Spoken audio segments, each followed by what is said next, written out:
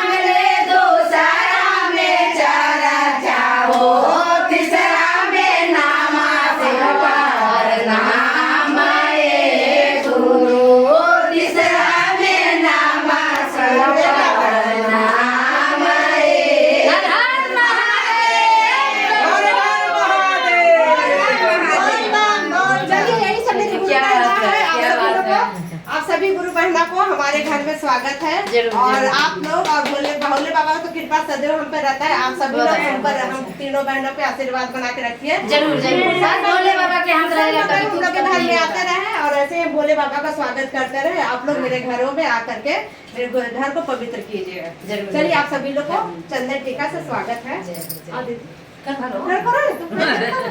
एक कोई जा रहा है क्या बाजार से आएगा मम्मी को हाथ लिए आए बन के डगनी हाथ लिए आए बन के डगनी लीला रपटी का परे शिव गुरु के लीला रपटी का परे शिव गुरु के हाथ लिए से नूर के डगनी हाथ लिए से नूर के डगनी मांगिया से नूर भरे शिव गुरु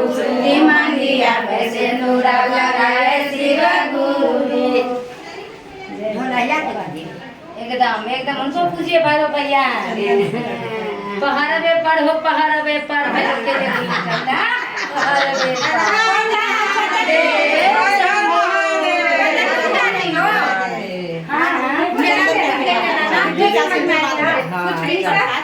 देखिए